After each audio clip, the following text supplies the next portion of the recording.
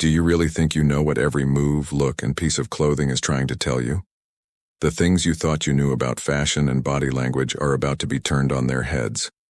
Find out in seconds how simple things like your clothing choice or a nod can reveal the most hidden things about who you are and what you want, much more than words can say.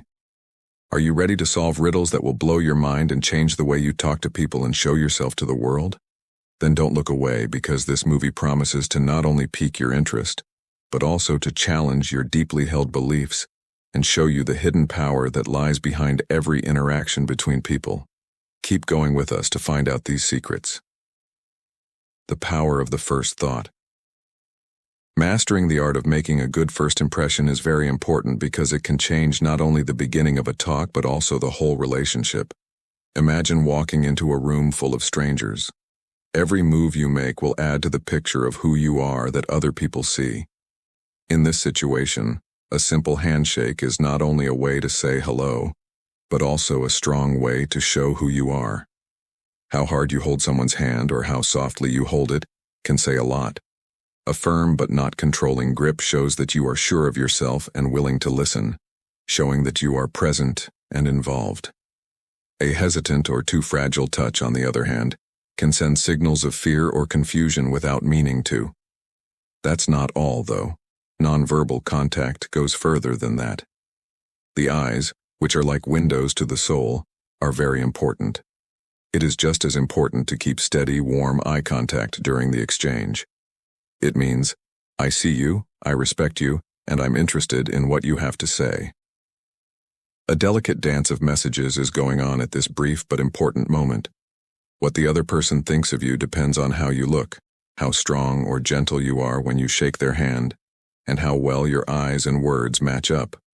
Once that picture is made, it tends to stay, changing how people remember us and, more importantly, how they will deal with us in the future.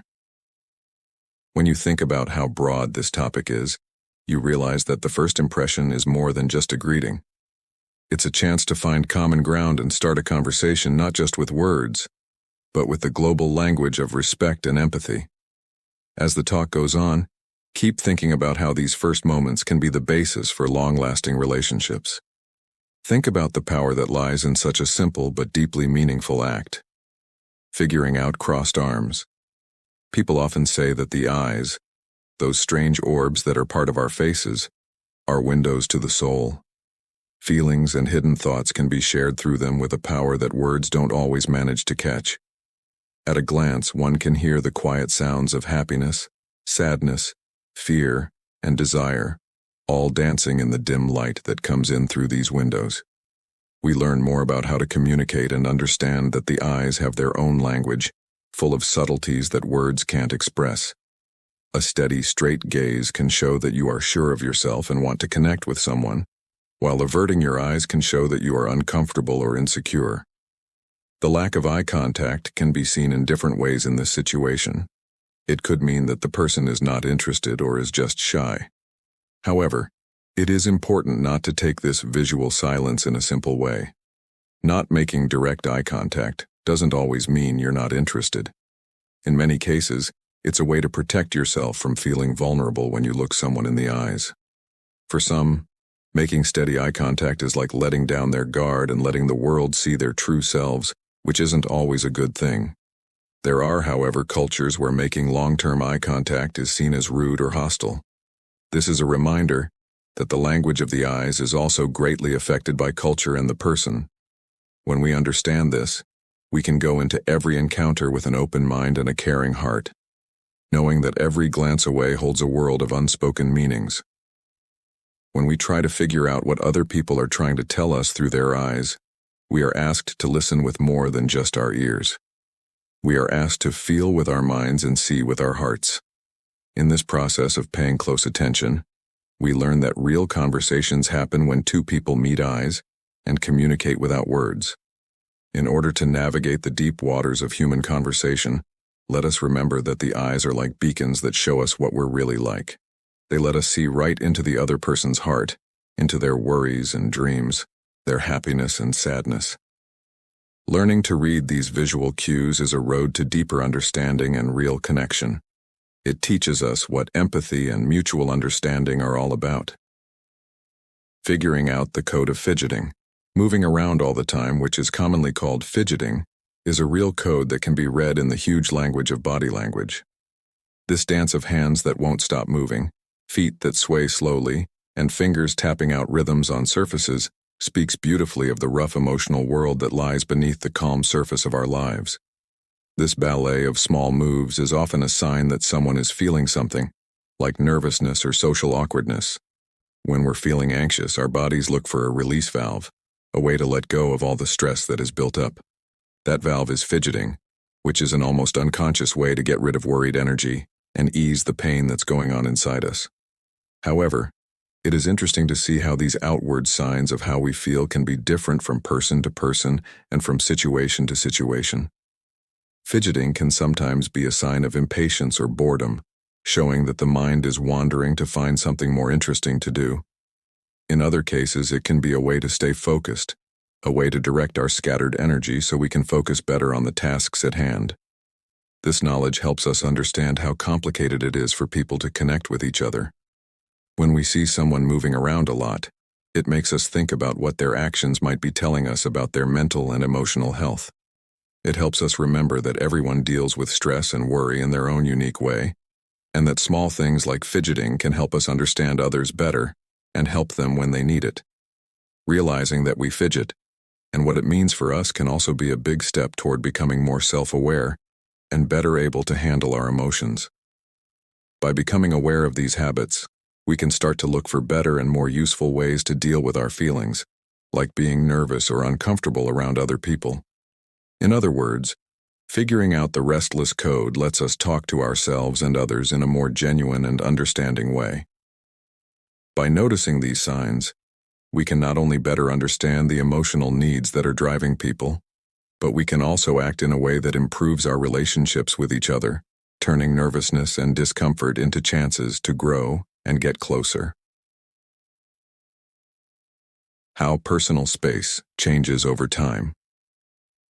The question of personal space is an interesting one in human relationships because it acts as a measure for our social lives. People live in what is called a personal bubble, which is more than just space around them. It's an extension of themselves, a holy area whose limits are set by both social norms and their own psychological needs. When someone gets closer to us, reducing the space between us, this can be seen in different ways. On the one hand, making less room can be a sign of comfort and interest, a physical sign of wanting to get closer. There are times when taking a step forward can be a quiet way to say, I am here, I am with you, and I want to share this moment with you. It's the body that shows closeness and shares feelings of trust and love. On the other hand, the same method could be seen as an invasion of our personal space. When someone breaks into this bubble without permission, the body responds almost automatically by sounding a silent alarm to let the person know they are uncomfortable. This feeling of being invaded isn't just physical, it also affects our sense of safety and independence, and it goes against the mutual respect that is the basis for good relationships. This shifting of personal space shows the fine art of nonverbal communication, where each movement and motion has a big meaning.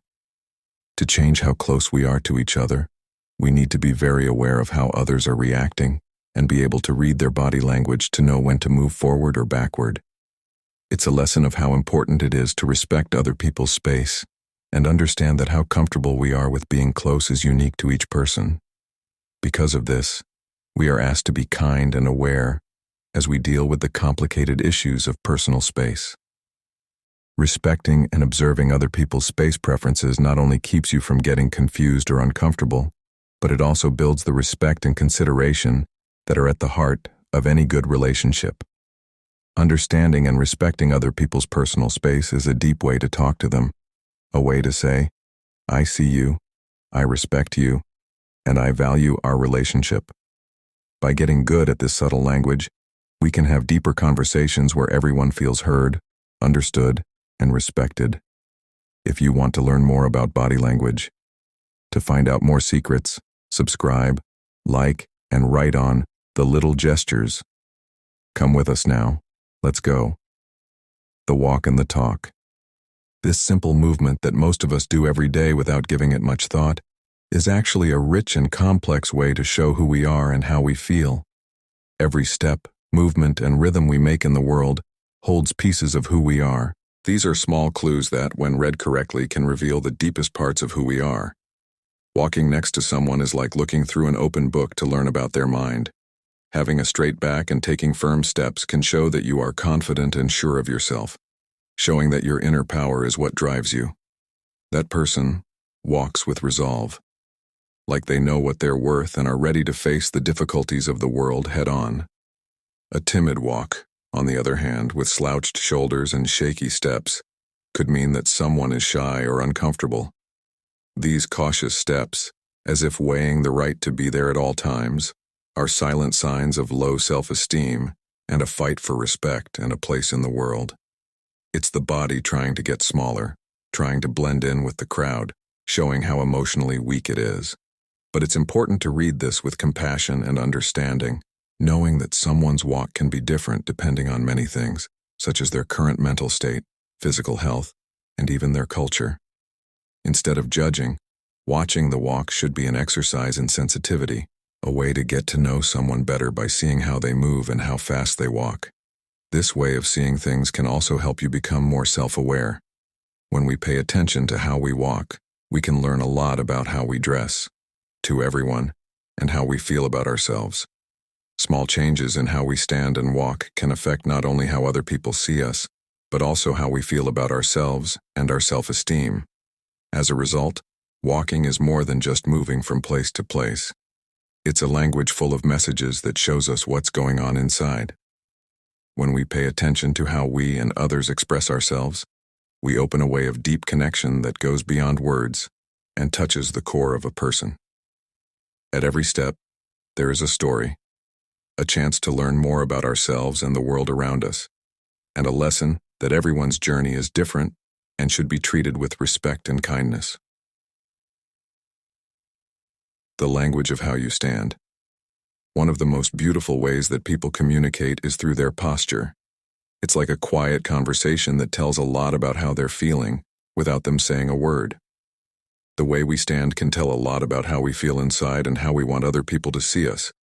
It's like a mirror that shows our feelings, our self-esteem, and our attitude toward life. Having an upright stance, with your shoulders back and your back straight, is often a sign of confidence. This position isn't just good for your health or fitness, it also sends a strong message of confidence and openness to the world. A confident posture sends out signals of power and determination, like a lighthouse beaming light, letting everyone know that we are ready to handle whatever life brings our way. On the other hand, a slouched stance with drooping shoulders and a downward gaze may be a sign of shyness, nervousness, or a problem with self-esteem. This tendency to move forward is like trying to blend in with the background, to hide. A distant posture is not just a matter of habit or comfort. It can be a sign of deep-seated insecurities, a quiet message that the person may be feeling exposed or self-conscious. It is important to approach this interpretation with nuance and understanding, though, because posture is affected by many things, from physical conditions to life events and social situations. The place where someone is, the people they are with, and even how they are feeling at the moment can change their stance. A better understanding of ourselves and others is possible when we understand the language of stance. Learning to be aware of our stance can help us learn more about how we really feel and how to present our best selves to the world. Making small changes to how we act can have big effects on how we see ourselves and how others see us, which can boost our confidence and sense of well-being. As a result, stance is not only a part of body language, but also a way to communicate with the world in a more genuine and deep way. It shows us that how we act can change our lives, both in terms of how we see ourselves and how we interact with others. By practicing a posture that shows confidence and openness, we not only improve our physical appearance, but we also affirm our place in the world, with hearts open to all the possibilities that life has to offer. Using facial expressions to get to the heart of feelings. Facial gestures can help you figure out what people are feeling, even though it can be hard to understand their feelings. The face can show a huge range of emotions and mental states, from the happiest happiness to the saddest sadness. Without saying a word, it's like an open book. Only the right person can read its pages. In fact, facial movements are one of the fastest and most honest ways to talk to someone. A real smile that lights up your face and reaches your eyes can be a strong sign that you are happy or satisfied. On the other hand, a brow furrowed or mouth pursed together could mean that someone is worried, unhappy, or even angry. Then there are the small things like eyebrows raised, lips biting, and shifting looks that, if you pay close attention, can show you the tiniest details of how someone is really feeling. But it's not as easy as it might seem to figure out what these statements mean. It's like each face is its own world, with all its own quirks and oddities. Something that one person might see as an uncomfortable move might just see as a casual statement to someone else. So, the key to good reading is being able to tell the difference between what someone says and what they do without saying it, as well as knowing the situation and knowing each person as an individual. The study of facial emotions not only helps us figure out how other people are feeling, but it also helps us learn more about ourselves. Being more aware of how we show our feelings can help us understand them better and how they show up in the outside world. Being aware of ourselves not only makes our emotional experiences better, it also helps us talk about our feelings in a clearer and more effective way. In this way, facial emotions are an important part of how people talk to each other and give us valuable information about how they are feeling. By getting better at reading and figuring out these visual cues, we not only make it easier to connect with and understand other people, but we also open the door to deeper and more important interactions. With their power to show feelings and reveal mental states, facial movements, they remind us of how deep and complicated the human experience is and ask us to look beyond the obvious to find what moves us. If it's something you enjoy, don't pass up the chance. Get the ebook right now called Stoicism in the 21st Century: Ancient Strategies for Modern Challenges. This ebook will help you find wealth and happiness and make your relationships better. Link in the reply that was pinned. Why being on time is important. Being on time is a trait that people often take for granted, but it can really show what someone values, what they prioritize, and to some extent, how much they respect themselves and others. Not only is keeping a promise to be on time polite, but it also shows how much we value time, our own and other people's. And it shows how organized, responsible, and committed we are. When someone is very strict about being on time, it shows a lot more than just their ability to stick to a plan. It shows that they care deeply about the people they have promised to spend time with, since everyone's time is valuable and limited. On-time arrival is a respectful gesture that says, "I value your presence and the work you put into being here." It also shows how well you can plan and how well you can predict and deal with problems, which are important skills in many areas of life. On the other hand, being late a lot of the time can send a very different message. People may see them as a sign of disorganization or, in the worst cases, lack of interest or rudeness. Delays can happen to anyone, though, and most of the time we can't change them. Sometimes, though, when these things happen over and over again, they can make people less likely to trust us and care about them. It is important to keep in mind that different cultures and situations can have very different ideas about what it means to be on time. In some cultures, people expect and respect people who show up exactly on time, while in others, being more flexible with time is the norm. So, it's important to understand and adjust to these cultural differences in order to communicate and connect effectively. Being aware of how important it is to be on time is also a way to learn more about yourself and grow as a person. We are showing respect for others by trying to be on time. We are also building discipline and getting better at managing our time well. It's something that not only helps the people we deal with, but it also helps us see ourselves as responsible and trustworthy. On the whole, being timely is more than just showing up on time. It's like a business card that shows how much you value yourself and others. Because of this, being on time is a way to improve relationships, build trust, and show our honesty and dedication in all areas of life. Every word has feelings in it. At their core, Words are more than just ways to communicate. They are the music of how people talk to each other.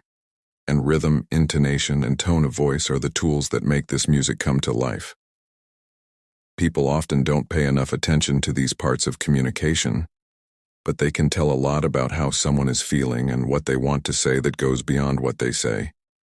Perhaps the most striking of these is the tone of voice. No matter how neutral the words are, it can whisper soft secrets or scream clouds of anger.